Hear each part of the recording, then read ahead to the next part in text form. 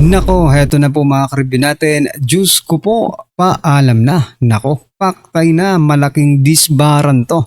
Breaking news, Luestro, delikado dito. Aba, yan po ang ating alamin mga kabayan sa video ito. Pero bago po natin simulan yan, palike naman po ng video ito. Malaking tulong po yan. Maraming salamat po. At eto nga, bago po natin i-play yan mga kabayan, pasadahan po muna natin itong mga nagte-trending na mga balita dito po sa social media. At eto nga mga kababayan, nako, ilang kongresistang ko-autora ng BP Sara impeachment umatras. Nako, bakit kaya mga kababayan? Matapos po magkaroon ng probable cause, di ba? At pinagbotohan na nga po nila na ito ay talagang mayroon probable cause. Ito ang balita. Umatras po ang ilang kongresista sa na mga co-author sa impeachment ni BP Sara. Ilang kongresista kayang umatras? Ito po, 12 mambabatas na co-author ng impeachment ni BP Sara, pinaalis ang pangalan. Aba, bakit kaya mga kabayan? Baka hindi magkasundo sa kasunduan. Ayan na. Ito po ang balita. Basahin ko po para sa inyo mga kabayan.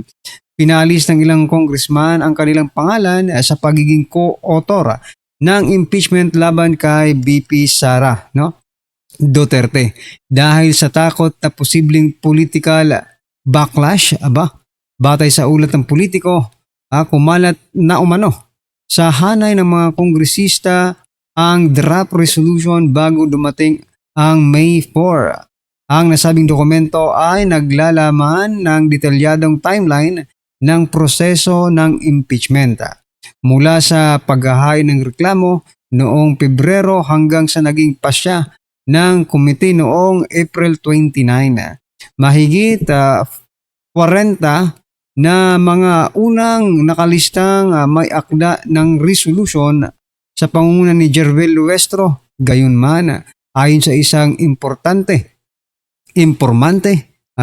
unti-unti umanong nababawasan ang bilang. Hindi bababa sa 12 ang umano'y humiling na alisin ang kanilang mga pangalan dahil sa pangamba na posibleng backlash.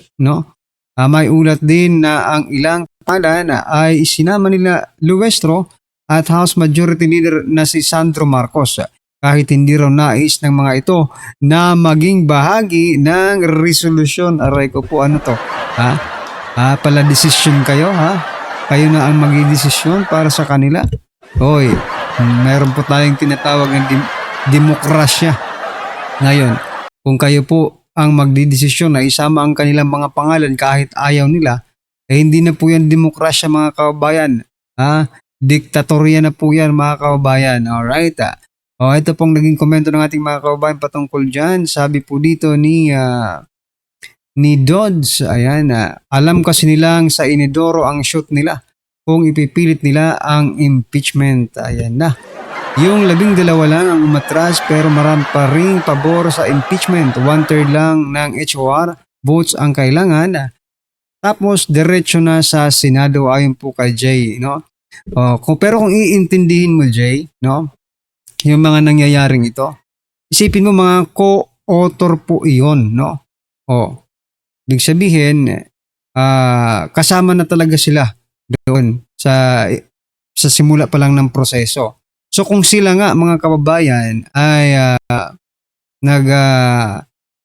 umatras na, ayaw na nilang isama yung pangalan nila, paano pa kaya yung iba? Naboboto lang mga karibin natin, diba? So malaki pong impact niyan, Jay, kung anuhin mo lang, i-analyze mo lang, malaki pong impact niyan. Alright, sabi po dito ni Elisa, Duterte is coming to Malacanang again. Ayan mga kababayan, palakpakan po natin.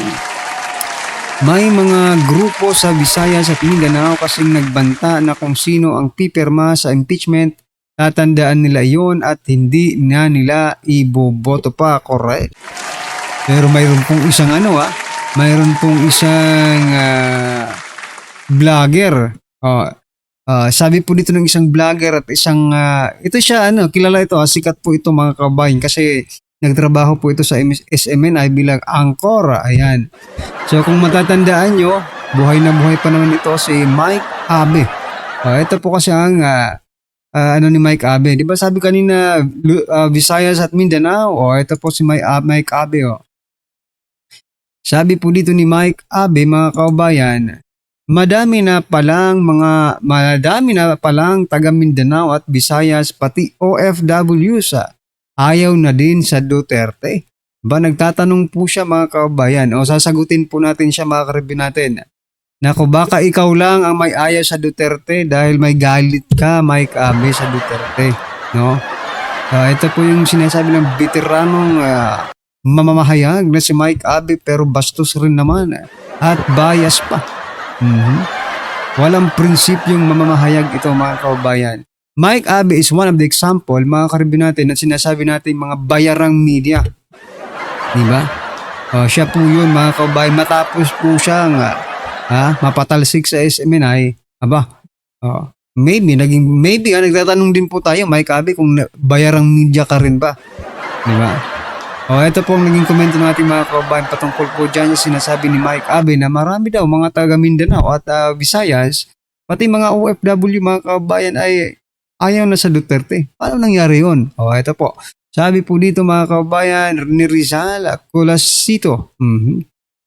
Sino ba si Abe? Nabigyan ba siya ng maleta or envelope? Malamang, di ba? May malita din ata ito natanggap, sabi po ni Annabel. Okay? Makita na sa resulta sa 2028, sabi po ni Mayet. Tingnan natin sa 2028 kung totoo ba yung sinasabi mo. Diba? Sobra sa isa, sabi po ni Ben Mara. Sabi naman po ni James, hearsay ulit.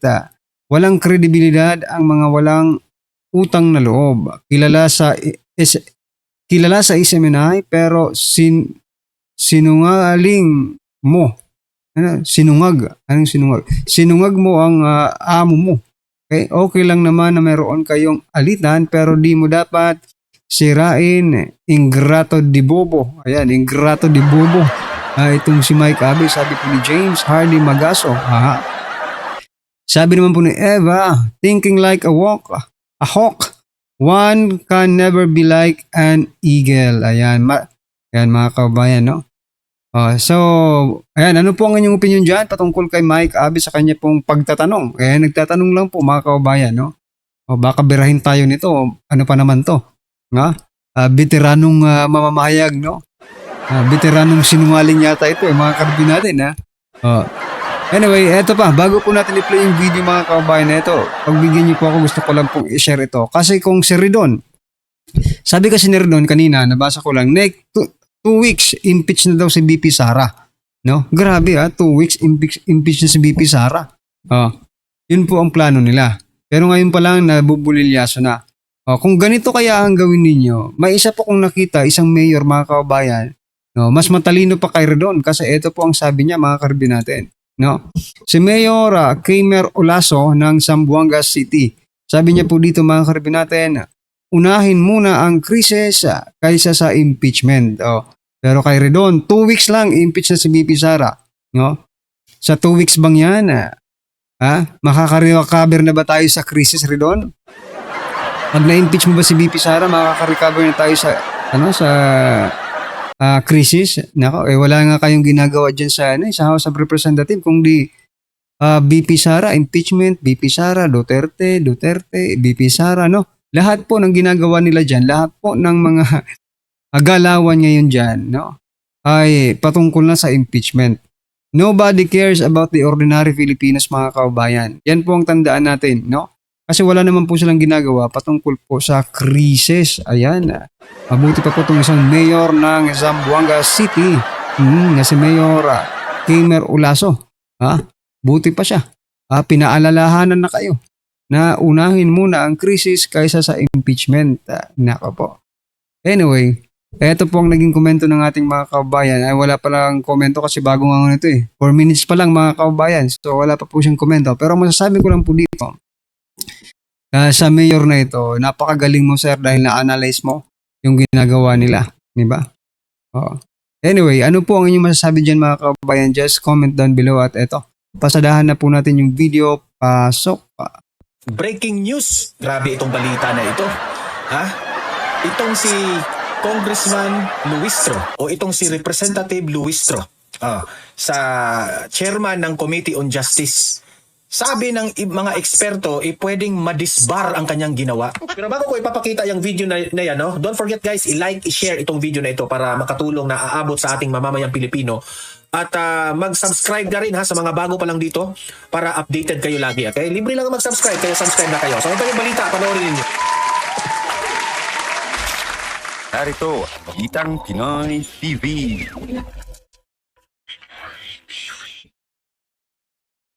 Okay, breaking news. Grabe itong balita na ito. Ha? Itong si Congressman Luistro o itong si Representative Luistro sa chairman ng Committee on Justice. Sabi ng mga eksperto, pwedeng madisbar ang kanyang ginawa. Lagot kayo dyan, Luistro.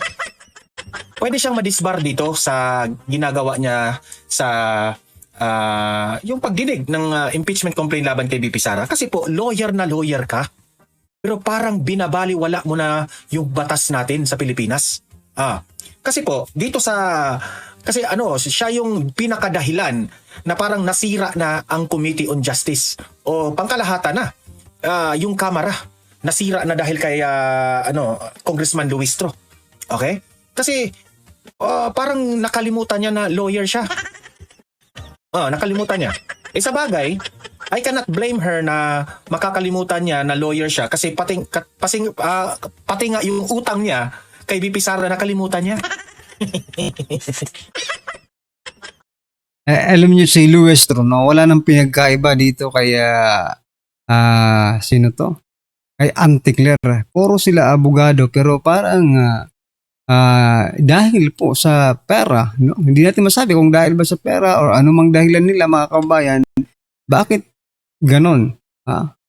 Bakit yung mga pinag-aralan nila sa abogasya ay parang hindi nila ginagamit, no? Kasi iba po ang ang expectation po ng ordinaryong Pilipino sa mga abogado, matatalino, di ba? Matalino. Kasi hindi pa saya ng abogasya kung bopol siya, di ba? Yun po palagi ang nasa utak or nasa isip ng isang ordinaryong Pilipino. Pero pag nakikita mo to, si Luistro, si Ridon, di ba? Attorney ba si Ridon? Attorney yata si Ridon